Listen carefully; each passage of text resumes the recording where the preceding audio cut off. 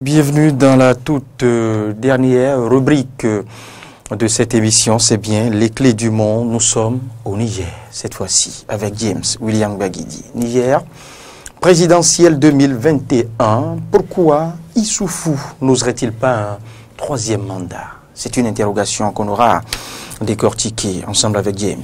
Bonjour James.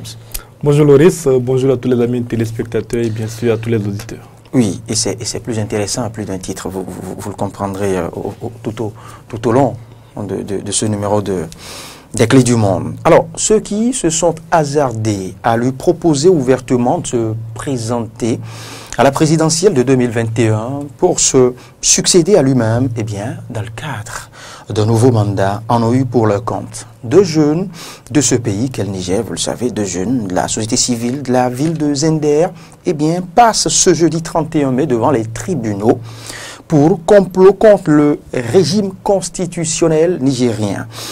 Mahamadou Issoufou serait-il allergique à l'idée d'un troisième mandat? Première interrogation. Jusqu'ici, il s'est toujours prononcé contre, n'est-ce pas? Alors, quoique. Question numéro 1 à James William Gbagidi. Pourquoi intenter des poursuites contre des citoyens pour avoir appelé à se présenter à une élection présidentielle? Ce qu'applaudiraient d'autres. Chef d'État. Oui, vous savez, Mahamadou Issoufou n'est pas celui qui a intenté des procès contre les deux jeunes de Zender qui ont proposé qu'il soit candidat en 2021 pour un nouveau mandat de 5 ans.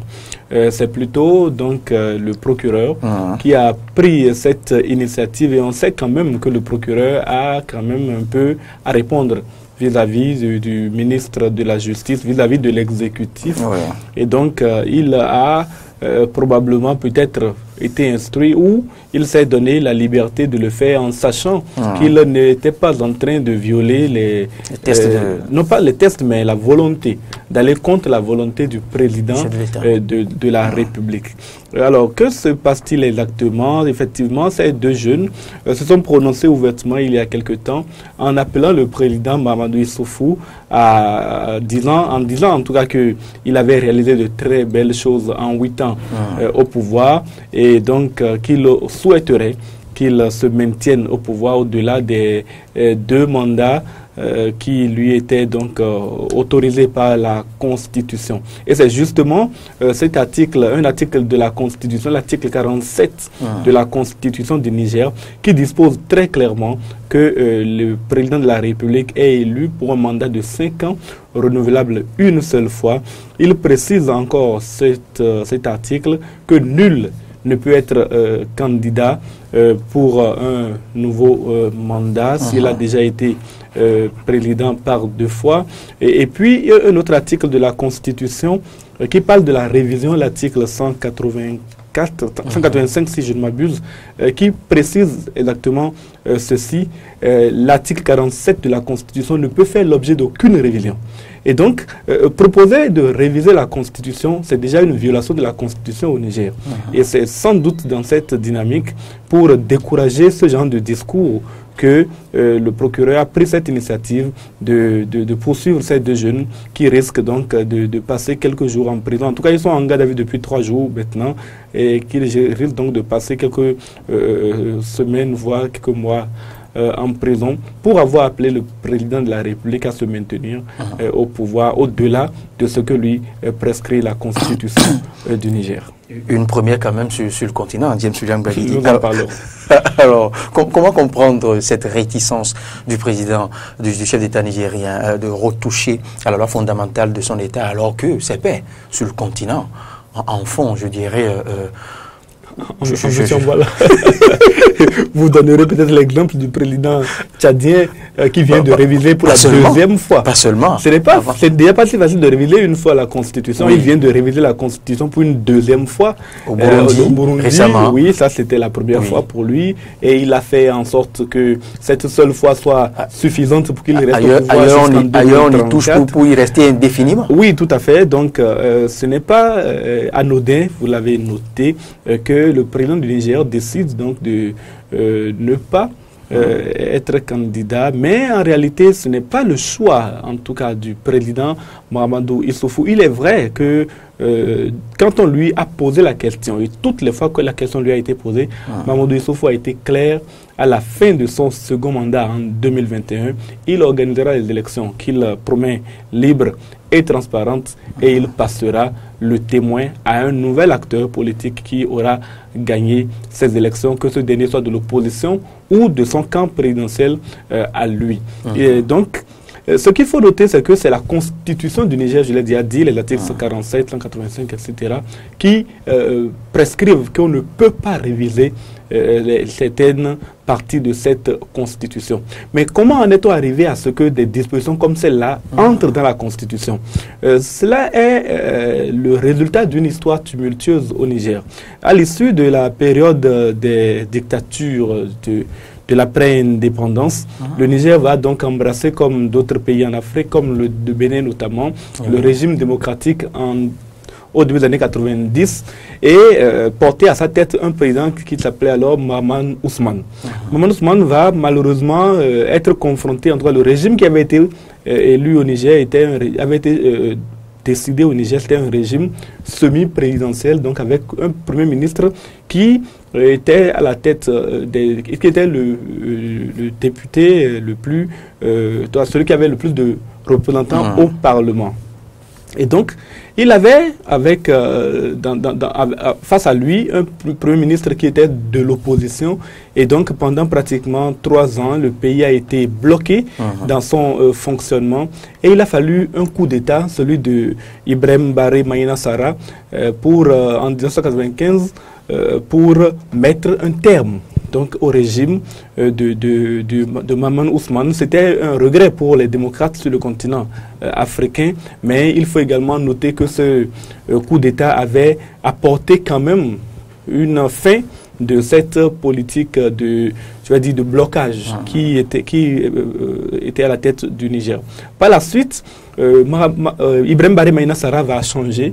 Il va décider de se maintenir lui-même au pouvoir parce que quand il a commis ce coup d'État, vous savez, vous en parlerez peut-être sur l'autre école ou ailleurs, mais il y a les attraits du pouvoir. Il y a quelque chose dans le pouvoir que ceux qui l'exercent,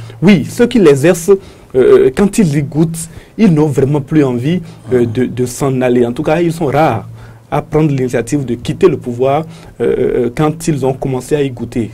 Cet attrait du pouvoir, en tout cas, a touché Ibrahim Baré Maïna Sara, qui a décidé de se présenter lui-même à l'élection présidentielle et s'est fait élire donc président de la République. On ne sait pas. En tout cas, l'élection a été boycottée par l'opposition, a été fortement contestée, a été fortement boycottée également par la population.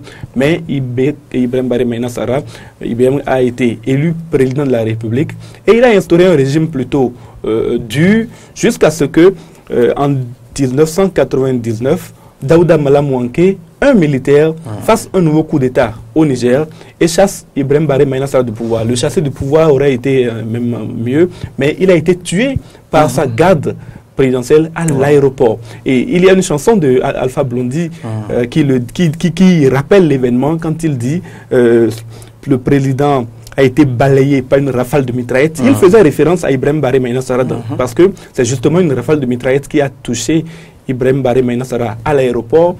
Son gouvernement n'a même pas été destitué quand le coup d'État a eu lieu.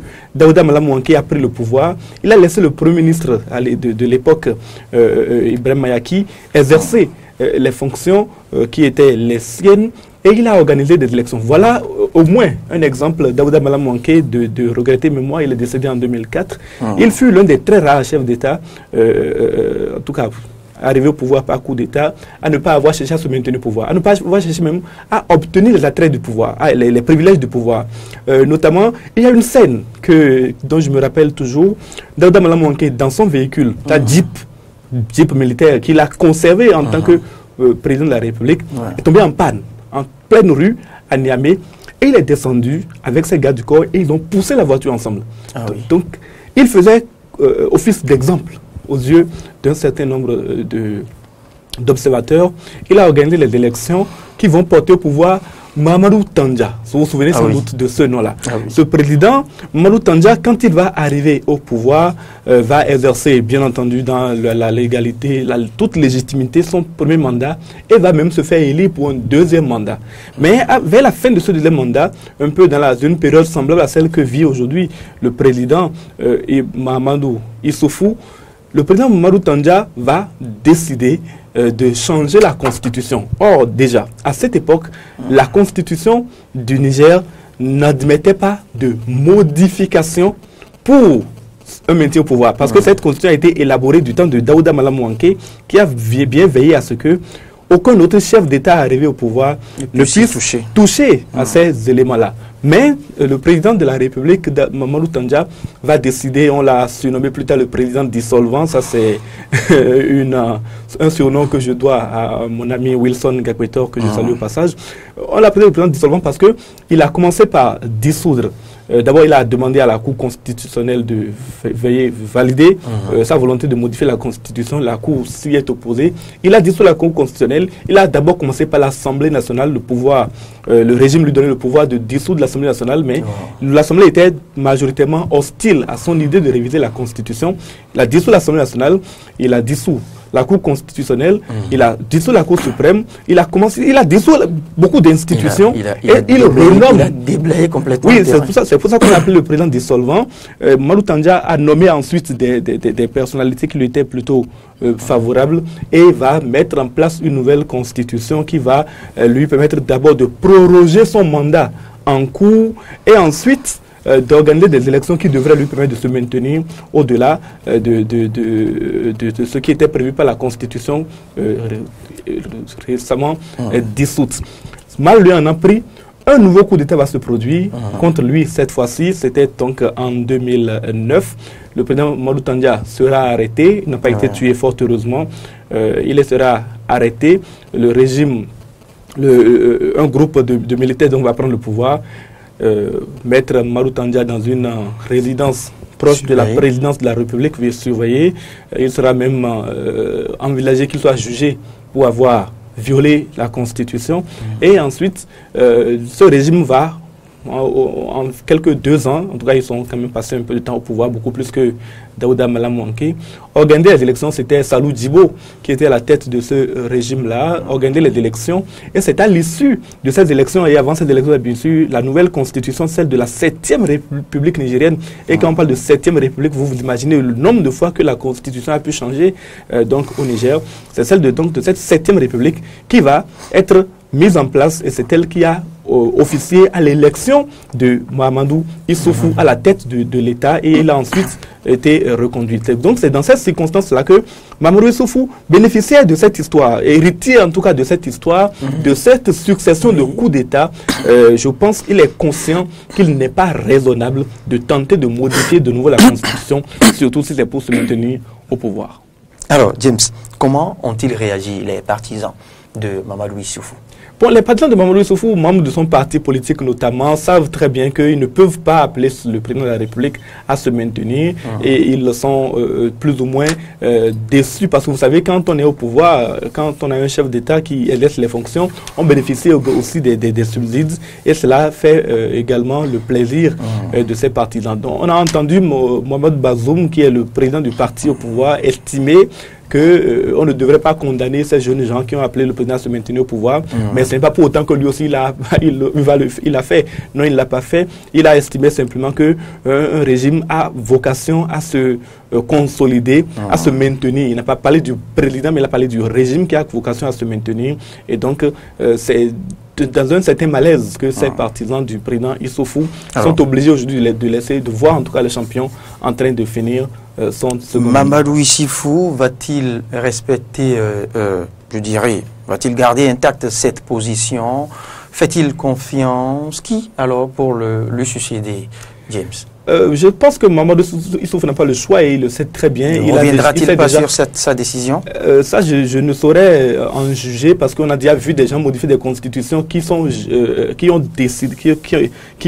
censées ne pas être révisables. On l'a vu en Mauritanie, on l'a vu donc également au Niger. En l'espèce, je pense que Mamadou Issoufou, tel qu'il s'est prononcé jusqu'à présent, n'a pas l'intention de se représenter. Si cela doit arriver, il aura donc commis un parjure et le risque que l'histoire bégaye encore dans son pays n'est pas exclu. Maintenant, en termes de partisans, il y en a beaucoup qui peuvent lui succéder, mais il y a également un candidat important de l'opposition, c'est Hama Hamadou, qui est l'ancien président de l'Assemblée nationale, qui fut un partisan de Mamadou Issoufou, qui aujourd'hui se trouve en exil, mais qui pourrait être candidat à la succession de Mamadou Issoufou. Et donc, on est dans l'expectative pour le moment. Merci, James.